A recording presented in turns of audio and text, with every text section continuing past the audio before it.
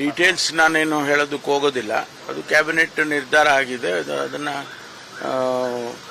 ವಾಪಸ್ ತಗೊಳ್ಳೋದಕ್ಕೆ ಮಾಡಿದ್ದಾರೆ.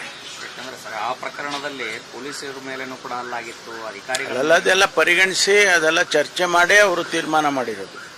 ಏಕಾಏಕಿಯಾಗಿ ತೀರ್ಮಾನ ಮಾಡಿಲ್ಲ, ಅವೆಲ್ಲ ಚರ್ಚೆ ಮಾಡಿ ತೀರ್ಮಾನ ಮಾಡಿದ್ದಾರೆ.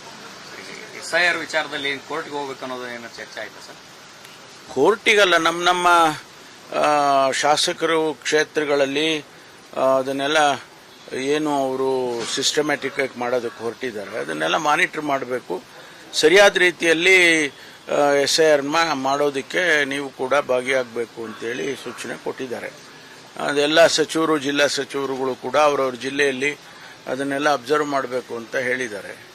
ಅದನ್ನು ಮಾಡ್ತೇವೆ. ಈಗ ಪೆಟ್ರೋಲ್ ಡೀಸೆಲ್ ವಿಚಾರದಲ್ಲಿ ಕರ್ನಾಟಕ ಸೇಲ್ಸ್ ಟ್ಯಾಕ್ಸ್ ಏನಾದರೂ ಕಡಿಮೆ ಮಾಡಿದ್ರೆ ಜನರ ಹೊರೆ ಕಡಿಮೆ ಆಗಬಹುದು ಅನ್ನೋಂಥ ಒಂದಷ್ಟು ಅಭಿಪ್ರಾಯಗಳು ವ್ಯಕ್ತ ಆಗ್ತಾ ಇದೆ ಸರ್. ಹೌದು, ಈಗ ಕೇಂದ್ರ ಸರ್ಕಾರ ಜಾಸ್ತಿ ಮಾಡೋದು, ಕೇಂದ್ರ ಸರ್ಕಾರ ಜಾಸ್ತಿ ಮಾಡೋದು, ನಾವು ಕಮ್ಮಿ ಮಾಡೋದು, ಸಬ್ಸಿಡಿ ಮಾಡೋದು. ಎಲ್ಲಿಗೆ ಇದು ಸಾಧ್ಯ ಇದೆ? ಅವರಿಗೆ ಜನಪರವಾದಂಥ ಚಿಂತನೆಗಳಿಲ್ವಾ? ಕೇಂದ್ರ ಸರ್ಕಾರಕ್ಕೆ ಅವ್ರಿಗೆ ಜವಾಬ್ದಾರಿ ಇಲ್ವಾ? ಅವರೇ ಅಬ್ಸರ್ವ್ ಮಾಡ್ಕೊಳ್ಬೇಕು ಇದನ್ನೆಲ್ಲ.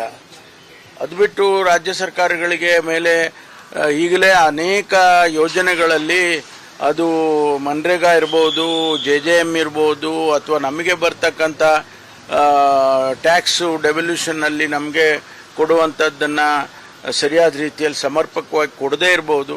ಇದೆಲ್ಲ ಮೊದಲೇ ನಮ್ಮ ಮೇಲೆ ಹೊರೆ ಇದೆ.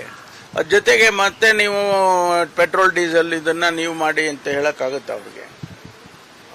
ಅವರು ಜವಾಬ್ದಾರಿಯುತವಾಗಿ ಸರ್ಕಾರ ನಡೆಸ್ತಕ್ಕಂಥವ್ರು ಕೇಂದ್ರದಲ್ಲಿ ಮಾಡಬೇಕಾದ್ರೆ ಮುಂಚೆನೇ ಯೋಚನೆ ಮಾಡಬೇಕು. ಇದೆಲ್ಲ ಎಷ್ಟು ಸಾರಿ ಮಾಡಿದ್ದಾರೆ.